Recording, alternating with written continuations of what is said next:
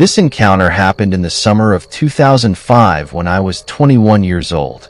I didn't get my driver's license until January of that year, and driving opened up so many doors for me that I took a lot of solo road trips to my friends' houses. I also looked pretty young for my age, and I was often mistaken for a high school student in my early 20s. It was a random July day, warm and bright, the kind of day that makes you want to take a long drive with the windows down and the music up. I was on my way to visit my friend Lily in southern Pennsylvania for a long weekend. Her parents were away, and we had the house to ourselves. We were planning on drinking, soaking in the hot tub, and watching Planet Earth while tipsy. Maybe even run around some cornfields at night. It was the kind of carefree, silly fun you have with your best friends when you're young and the summer feels endless. I was driving alone on I-78, feeling the thrill of independence. The highway stretched out before me like a ribbon, and the trees lining the road were lush and green, shimmering in the sunlight. The sky was a brilliant blue, dotted with fluffy white clouds. It was a beautiful day for driving, and I had my favorite playlist blasting from the car stereo. Each song seemed to sync perfectly with the passing scenery, and I felt an exhilarating sense of freedom and excitement. Right after I crossed the border from New Jersey into Pennsylvania, I decided to stop at one of the first rest stops to get gas and snacks for the last part of my drive. The rest stop was like an oasis in the middle of the journey, offering a brief respite from the monotony of the road. It was a gas station with a large mini-mart, bustling with travelers coming and going. Opposite the gas station was the on-ramp back to I-78 West, and parallel to the on-ramp was a dirt road, which I didn't pay much attention to at the time. As I was heading into the store, a man in his late 30s or early 40s approached me. He was stocky and decently tall. I'm only 5 feet 1 inch, so everyone seems tall to me, but he was imposing in a way that made me feel instantly uneasy. He had on a plain black tee and jeans, with dark brown hair and a mustache and goatee. He had just come out of a black pickup truck parked a few spaces away from my car. The moment he stepped out of his truck, I felt a jolt of unease. He had a super intense gaze that immediately creeped me out. There was something off about him, something I couldn't quite put my finger on. His eyes were sharp, almost predatory, and he had this strange energy that made the hairs on the back of my neck stand up. I don't usually get bad vibes from people, but this guy set off all my internal alarms. He stood too close, his gaze uncomfortably direct and focused. His word choice was strange, and his questions felt invasive. He asked if I was from the area, despite the Connecticut license plate on my car. He even asked where I was headed and if I knew of anything fun to do because he had plans later and time to kill beforehand. He invited me to go play mini-golf or watch a movie with him. I didn't answer any of his questions truthfully and declined his invitation to hang out. I told him I didn't know the area that well and quickly walked away towards the store. The encounter left me feeling unsettled and a little scared. As I was walking away, he screamed out, "You're gorgeous." The volume and tone of his voice made my hair stand on end. It was aggressive and inappropriate, loud enough to startle a family walking out of the store. Once inside the mini-mart, I tried to shake off the encounter. I browsed the aisles, picking up drinks and snacks. Sour Bright crawlers and trail mix were my obligatory road trip foods. I needed the sugar rush to keep my energy up. As I turned a corner, I saw him enter the store. He was just standing there, staring at me. My heart raced, and I felt a surge of panic. I hurried to the bathroom and locked myself in a stall, trying to calm down. I texted Lily, telling her about the creep who was following me. After at least 10 minutes, I finally felt brave enough to come out. Thankfully, he wasn't in the store anymore. I took my time paying for my items, hoping he had left. When I went outside to gas up my car, I was relieved to see his truck was gone. I started thinking about the rest of my drive and getting excited to see Lily again. But as I pulled up to the road to get back on the highway, I heard someone persistently honking their horn. I looked over and saw the same creepy guy on the dirt road parallel to the on-ramp in his truck. He was honking, shouting, and waving at me to drive over to him. My heart pounded in my chest, and I felt a wave of fear wash over me. He had been waiting for me to pull up, watching for me. I immediately freaked out and jumped on the on-ramp back to I-78, my hands shaking as I gripped the steering wheel. I called Lily, my voice trembling as I told her what was happening. I drove fast, probably too fast, but I was terrified. I kept checking my rearview mirror, my eyes darting between the road ahead and the black pickup truck following me. He didn't follow me for that long, maybe a few exits, and then he finally pulled off. The last hours of my drive were tense and anxious. I kept checking my mirrors, half expecting to see his truck appear again. When I finally reached Lily's house, I felt a wave of relief wash over me. We had a backup plan that if I saw his car again, she would direct me to a police station in the next town instead of going directly to her house. But thankfully, I didn't see him again. Despite the scare, Lily and I had a great weekend. We drank, soaked in the hot tub, and watched Planet Earth as planned. But the encounter left a lingering unease in the back of my mind. Over the years, I didn't think much about it, chalking it up to a creepy guy trying to pick up a young woman. Fast forward to 2014. I was talking with another friend who was really into true crime and serial killers.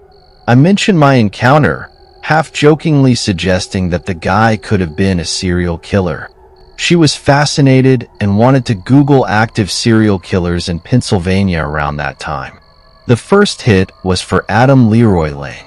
When I saw his picture, my blood ran cold. He looked almost exactly like the man I met back in 2006. The basic characteristics matched. In his 40s, tall but stocky, brown hair with a mustache and goatee. The time and area were also consistent. In my memory, he was a little slimmer than the pictures, and it was 2006, not 2007, when Lane was convicted of murdering women. But the resemblance and the circumstances were too close for comfort. It could have been my mind filling in the blanks, but the coincidence was unsettling. The thought that I might have encountered a serial killer that day haunted me. It made me think about how close I could have come to being one of his victims. Reflecting on that day, I can still feel the fear and anxiety. The bright, sunny morning had quickly turned into a nightmare. The feeling of being watched, the man's intense gaze, his inappropriate comments, and the way he followed me all felt like scenes from a horror movie. But this was real life, and it could have ended very differently.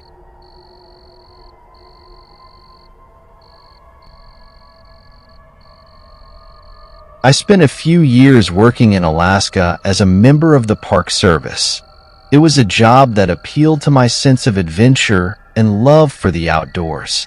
The vast wilderness of Alaska, with its rugged beauty and untamed landscapes, had always called to me.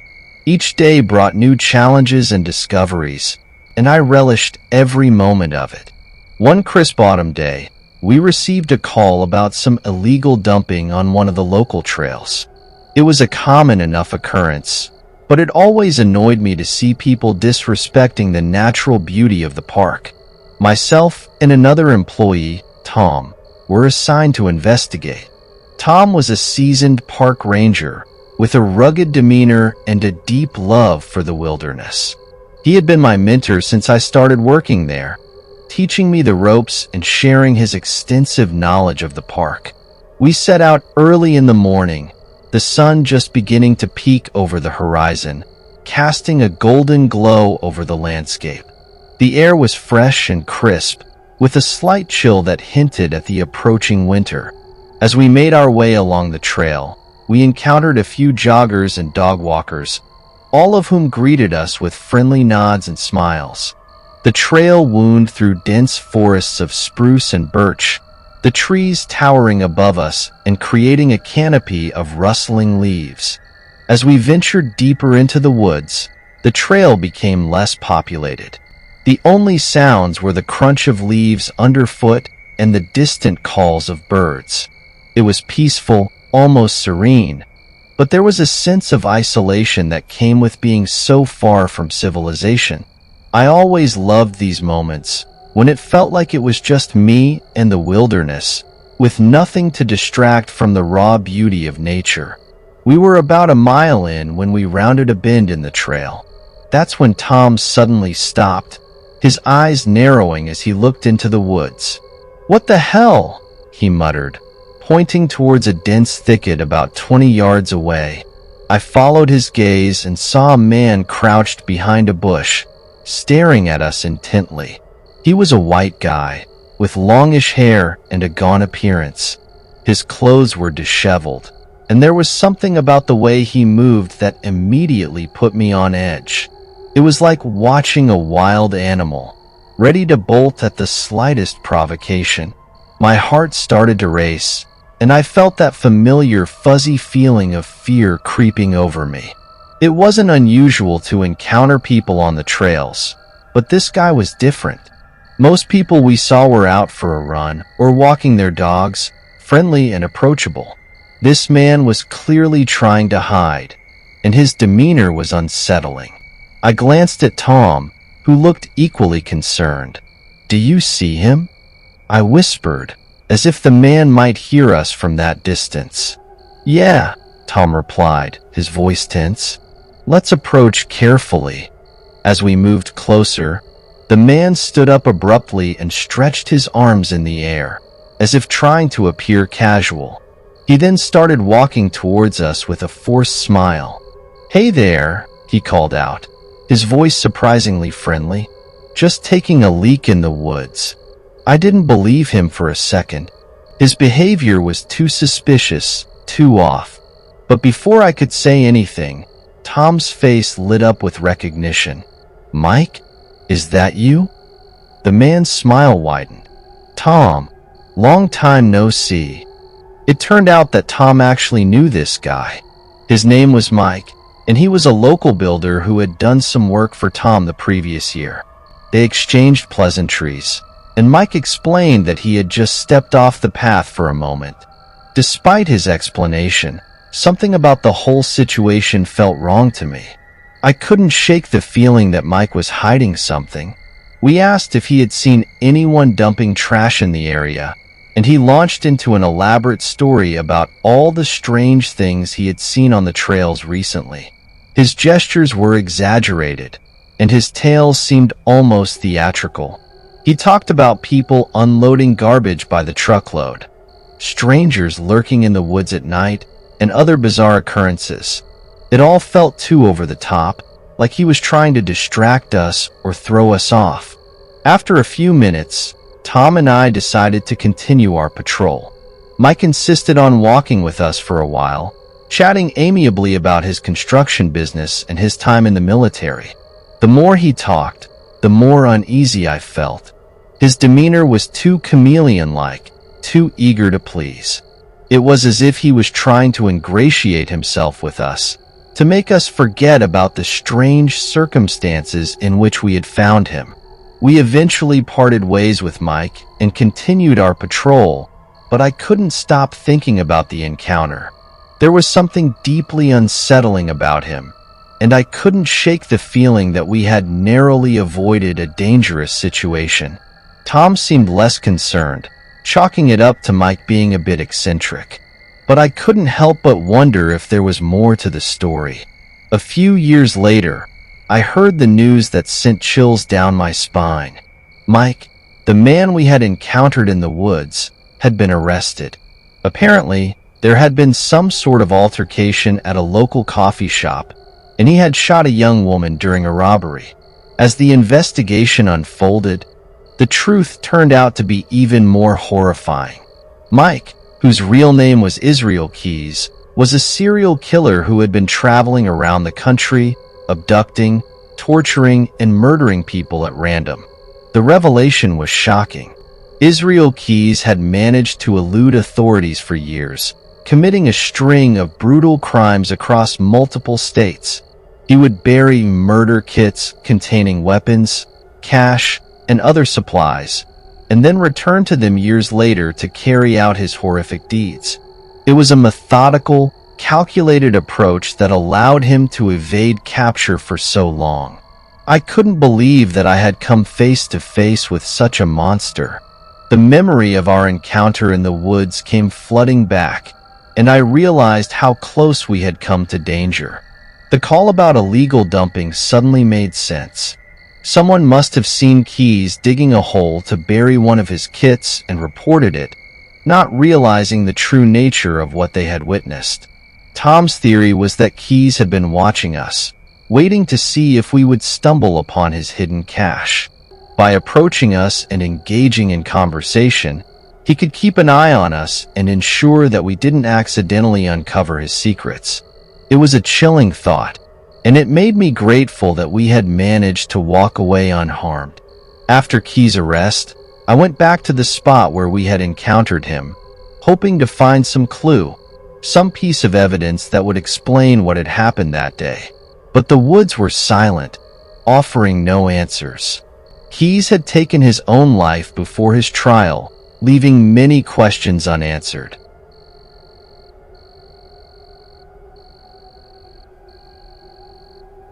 I'm a university student now, but the incident I'm about to share happened when I was in the 8th grade.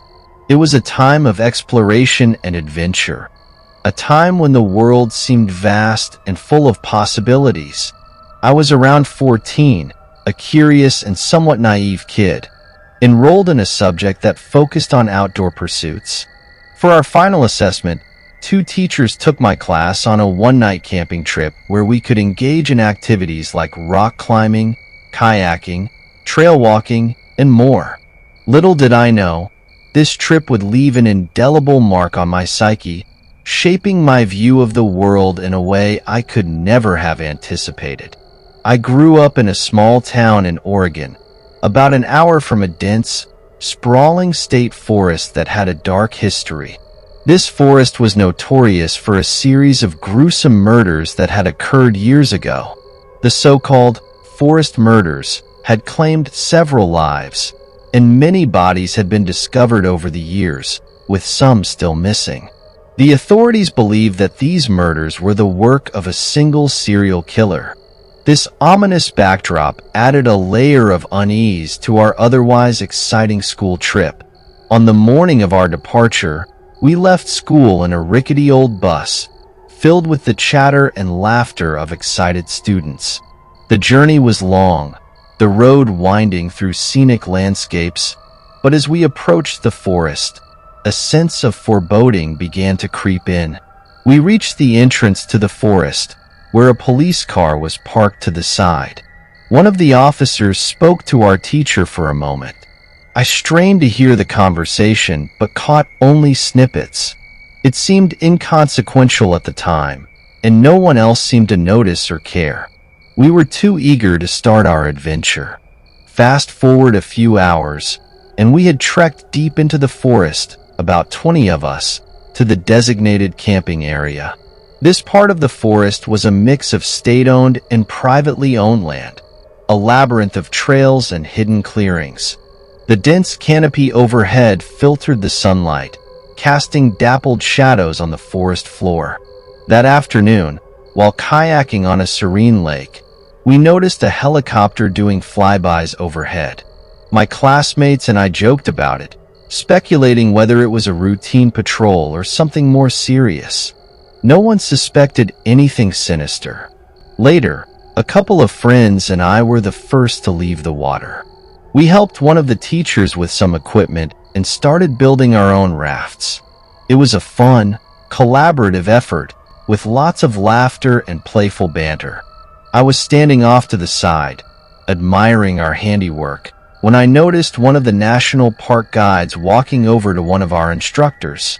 They spoke in hushed, slightly stressed tones. I caught fragments of their conversation. "You're kidding. I don't believe it. What are we going to do?" The instructor's face was a mask of shock and disbelief. At that moment, I began to piece things together, but I kept my thoughts to myself.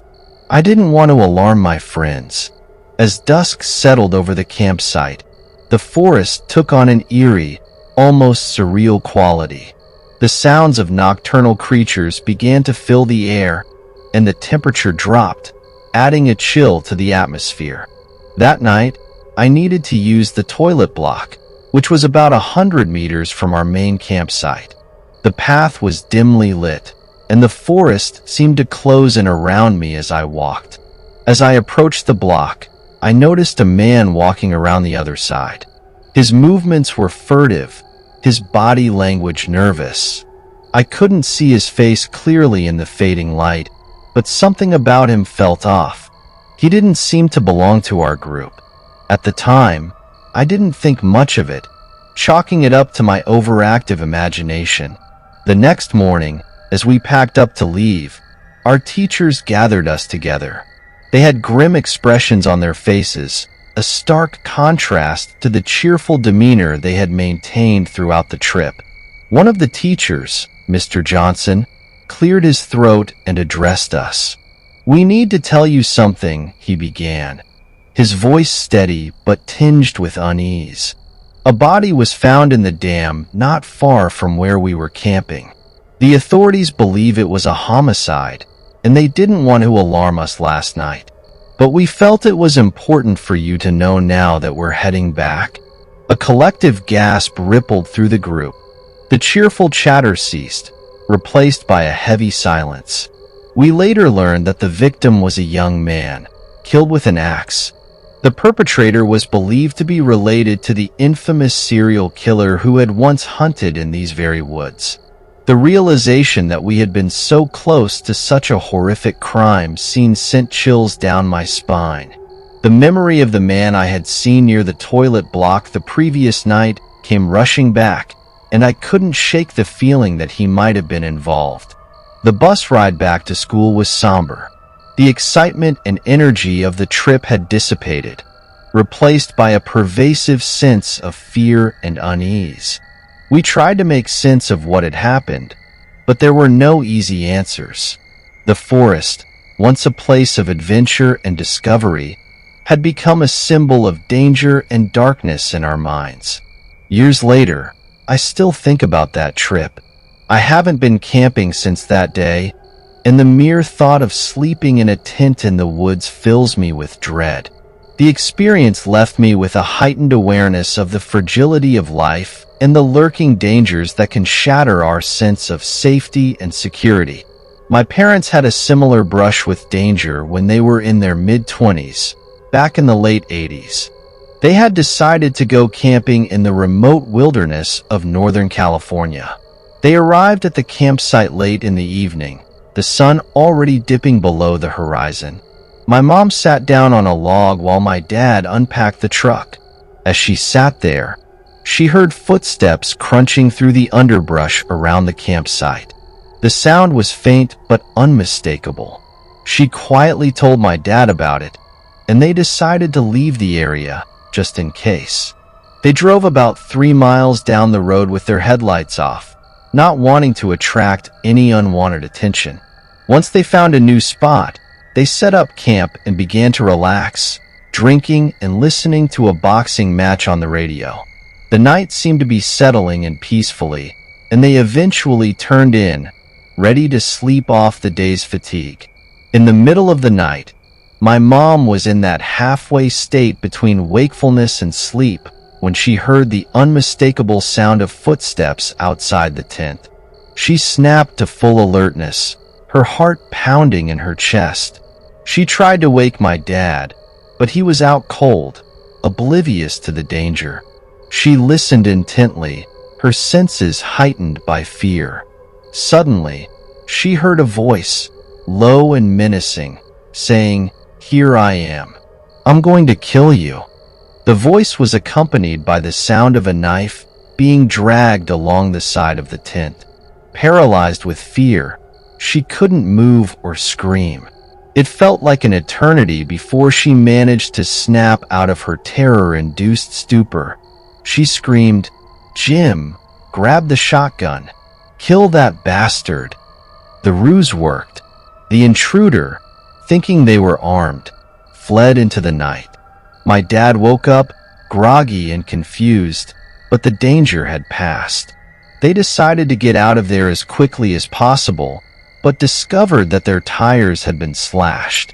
Stranded in the middle of nowhere with a maniac on the loose, they were forced to improvise. They tried using a small pump meant for inflating rafts to blow up the tires, but it was futile. Desperation was setting in when, about an hour later, a ranger patrolling the area happened upon them. He escorted them back to town so they could get their tires fixed.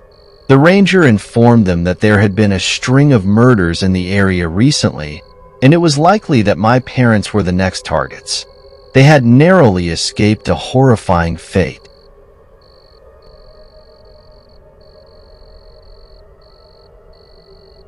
This happened a long time ago, back in 2006, when I was no older than 4.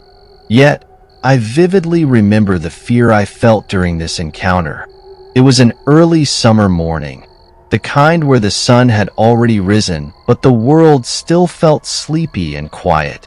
Few people were out, and the streets were practically deserted. My mom decided to take my sister, who was only a year old and seated in a stroller, and me to throw away some garbage at the nearby garbage station. I should mention that the garbage station was kind of secluded from nearby houses, bordering one of those deep, dark forests you find in eastern Sweden. Even though I was only 4 years old, I can still recall the eerie atmosphere of that place. The memory has faded with time, but my mom remembers most of it, if not all of it. She says that upon entering the garbage station, she immediately got an eerie feeling, like we were being watched. I remember that feeling too. I felt creeped out, even though I didn't understand why. I think I could sense my mom's fear. As we walked along that secluded garbage station, my mom suddenly stopped and told me something that I will never forget. She said my name, and then told me to hold on to the stroller as hard as I could and not to let go, no matter what. Those words are etched in my memory, and I'll never forget how they made me feel. It was as if my blood turned to ice. My mom sounded stern, but even a toddler can sense when someone is truly scared. My mom was definitely afraid of something. For me, the rest is just a blur. I don't remember much after that, so I'll let the rest of the story be told from my mom's perspective, as she has recounted it to me many times over the years. Not far from where we were standing, a truck was parked with a man seated in the front. At first, nothing seemed unusual. A lot of truck drivers stopped to rest by the side of the road. But this man was different. He was staring at us, and he wouldn't stop staring. He examined us with the determined gaze of a predator, keeping us in sight the entire time. My mom says his eyes had something in them that didn't seem human, more like a predator assessing its prey. I remember the way she described the fear she felt, like being stuck in the claws of a lion. She couldn't move. Then, he smiled at her. It was a dead smile, with cold, calculating eyes. He licked his lips, almost as if to say, "I could kill you if I wanted to." That's when my mom told me to hold on to the stroller and not let go. My mom is a small woman, only about 5 feet tall and 100 pounds. She could have easily been overpowered by the overweight man in the truck. She later admitted she was afraid he'd jump out of the truck, knock her out, possibly assault her, or even kidnap me or my sister. We bolted out of there. We didn't throw away much garbage that morning. We just turned around and walked home as fast as my mom could with a stroller and a 4-year-old in tow. We never talked about what happened that day until very recently. The incident always lingered somewhere in the back of my mind as that weird thing that happened when I was a child. Every time I walked past that garbage station, I got a weird feeling in the pit of my stomach. Fast forward to 2008. The face of a 10-year-old girl named Ingla was printed across the front page of every newspaper. She had been abducted, sexually assaulted, and murdered. The perpetrator was an overweight truck driver named Anders Eklund, now known as one of Sweden's most infamous killers. He was charged with Ingla's murder, as well as the sexual assault and murder of a woman named Pernilla. He was also suspected of abducting another girl who was still missing. My mom says that when she saw Ingla's picture in the paper, especially when she saw those cold, familiar eyes, she knew he was the creepy man from the garbage station that early morning all those years ago. That morning was so ordinary, so mundane. The sun was already up, casting a warm glow over the sleepy neighborhood. The sky was a clear, bright blue, and the air was fresh with the scent of blooming flowers and wet grass. Birds chirped in the distance, their songs a stark contrast to the quiet streets. My mom, always the early riser, decided to take advantage of the calm morning to get some chores done. She strapped my sister into her stroller, and I toddled along beside them, holding my mom's hand. The garbage station was a short walk from our house, situated on the edge of a dense forest. It was a place I usually enjoyed because I loved the smell of the trees and the sound of the leaves rustling in the wind. But that day, something felt off. The forest, usually so inviting, seemed darker, more foreboding. The garbage station itself was eerily quiet, the kind of silence that makes the hair on the back of your neck stand up. As we approached, I could feel my mom's grip tighten around my hand. She was tense, and I could sense her unease. She later told me that she felt like we were being watched from the moment we stepped into the station. It was an instinctual fear, the kind that sends a chill down your spine and makes your heart race. I remember looking around, trying to see what was making my mom so scared. That's when I saw the truck. It was an old, beat-up thing, the kind you'd expect to see on the side of a road somewhere, not parked in a secluded garbage station. The man inside was staring at us with a look that made my skin crawl. His eyes were dark, almost black, and there was something predatory about the way he looked at us. My mom stopped dead in her tracks. I can still hear her voice, firm but trembling, telling me to hold onto the stroller and not to let go, no matter what. Her words sent a jolt of fear through me. I didn't fully understand what was happening, but I knew it was bad. The man's stare never wavered. He seemed to be enjoying our fear, a twisted smile playing on his lips. My mom was frozen, her eyes locked with his. She later told me that she felt like a rabbit caught in a trap, unable to move or think, just waiting for the inevitable. When he licked his lips, it was like a slap in the face. My mom snapped out of her paralysis and grabbed the stroller with one hand, my hand with the other. We turned and walked away as quickly as we could without running, her heart pounding in her chest, my small legs struggling to keep up. We didn't stop until we were back home, the safety of our house a welcome relief. My mom was shaking, tears streaming down her face as she hugged me and my sister tightly. She didn't say anything, but I knew she was scared. We never talked about what happened, but the memory of that day lingered in my mind. Years later, when Ingla's story made the news, my mom's reaction was immediate. She saw Anders Eklund's face on the front page and knew instantly that he was the man from the garbage station. Those same cold, predatory eyes staring back at her from the paper. She showed me the picture, and even though I was only 6 years old at the time, I recognized him too. The memory of his gaze, that twisted smile, was burned into my mind. Looking back, I realize how close we came to something terrible that day. It's a chilling thought, one that still sends shivers down my spine. I'm grateful for my mom's quick thinking and the instinct that told her to get us out of there.